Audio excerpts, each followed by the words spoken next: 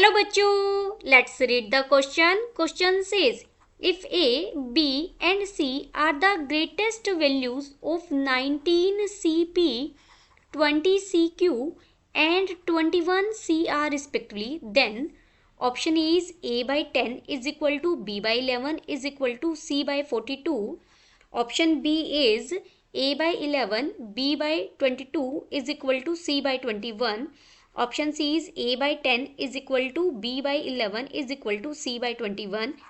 Option D is A by 11 is equal to B by 22 is equal to C by 42. हमें क्या दिया गया है? A ग्रेटेस्ट वैल्यू है 19 CP की. बच्चे देखिए पहले समझते हैं 19 CP, जिसमें जो P है ना, P की वैल्यू 0 से शुरू होगी और कहाँ तक जाएगी? 1, 2, 3 अप टू 19 तक जा सकती है. P की वैल्यू मैक्सिमम यहाँ n तक जाती है, 0 से शुरू होगी. तो जब ये हमारे बाइनोमियल कोफिशिएंट होते हैं, जब आप 19C0, 19C1, 19C2 लिखेंगे, ओके, ऐसे ही जब हमारे पास 20CQ है तो Q की वैल्यू 0 से लेकर 20 तक जा सकती है. अब P की, पहले P पर बात करते हैं. P की वैल्यू 0 से 19 तक जा सकती है. ठीक है, तो ये कितने नंबर हो गए? ये 20 नंबर हो गए बेटा. 1 से लेकर 19 तक जाते हैं तो ये 19 नंबर थे. 0 से लेकर 19 तक जा रहे हैं तो ये 20 नंबर है.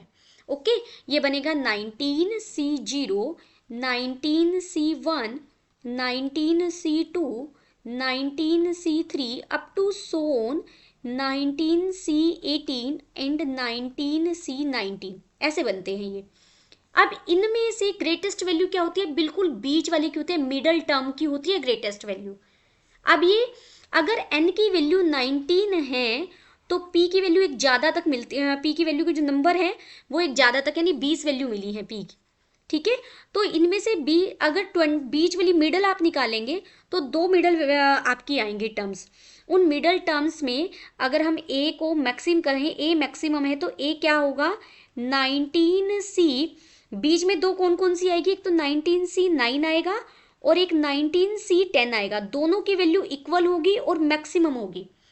19C0, 19C1, 19C2, 19C3 up to सोन. आप जब इस सबको सोल्व करेंगे ना तो 19C9 और 19C10 की वैल्यू बराबर होगी और इन सारे बाइनोमियल कोफिशिएंट में क्या होगी?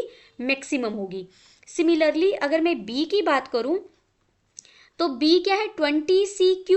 Q की यानी 21 वैल्यू मिलेंगी. 21 में तो यहाँ नंबर ऑफ टर्म्स ओड है तो बीच वाली एक वैल्यू आपकी, यानी जो 10th वैल्यू है 20C10, Q को 10 लेंगे तब आपकी मैक्सिमम वैल्यू मिलेगी.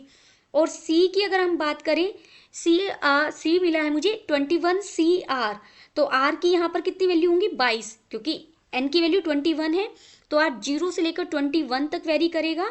तो टोटल 22 हमें बाइनोमियल कोफिशिएंट मिलेंगे, जिनमें बीच वाले दो यानी 21C10 और 21C11 इक्वल होंगे और मैक्सिमम वैल्यू रखेंगे.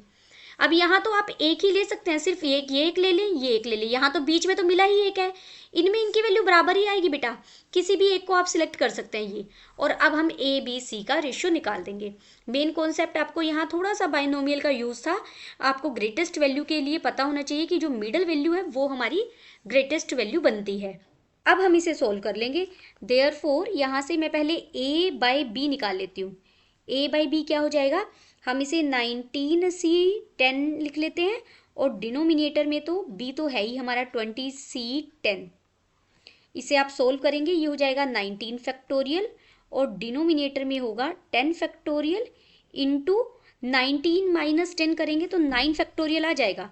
मल्टीप्लीकेशन में 20C10 को खोलेंगे तो देखिए ऊपर आएगा 20 फैक्टोरियल, जो मैं यहाँ लिख रही हूँ क्योंकि ये रिवर्स हो जाएगा ना, डिनोमिनेटर में है, और ऊपर बन जाएगा 10 फैक्टोरियल और 20 माइनस C R करेंगे तो 10 फैक्टोरियल अगेन. ऐसे ही सोल्व करेंगे इसे.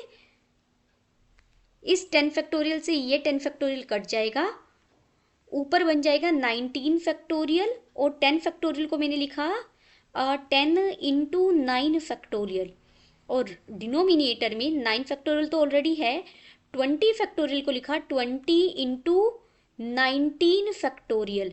19 फैक्टोरियल से 19 फैक्टोरियल कट गया, 9 फैक्टोरियल से 9 फैक्टोरियल कट गया और A by B की वैल्यू हमें कितनी मिल गई? 1/2. a बाई बी 1/2 मिल गया। अब हम b बाय सी फाइंड आउट करेंगे।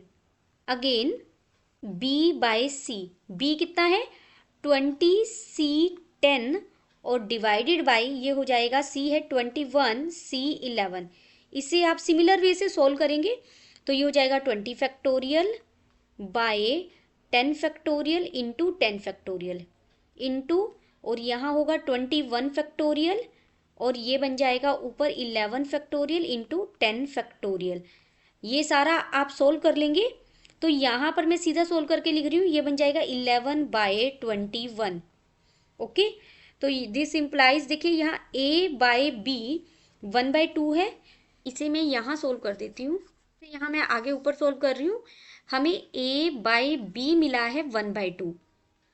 इसे मैं दिस इम्प्लाइज यहाँ से लिख सकती हूँ a/1 is equal to b/2, या आप a को b/2 की फॉर्म में भी लिख सकते हैं। b/c मिला है मुझे 11/21।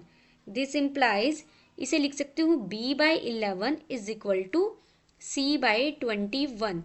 देयरफॉर a को मुझे लेना पड़ेगा 11 और b कितना हो जाएगा 22, है ना, तभी a इक्वल होगा b/2 के। और b को अगर आप यहाँ 22 लेंगे, यानी यहाँ मैंने 2 से मल्टीप्लाई कर दिया दोनों तरफ, और यहाँ मैंने इसको 22 यहाँ 11 से मल्टीप्लाई किया है। इसे आप ऐसे कर सकते हैं। तो a/11 इक्वल होगा b/22 के और b/22 इक्वल होगा c/42 के। तो ये हमारा ऑप्शन डी यहाँ से करेक्ट हो गया। Hope you understood it well. Best of luck.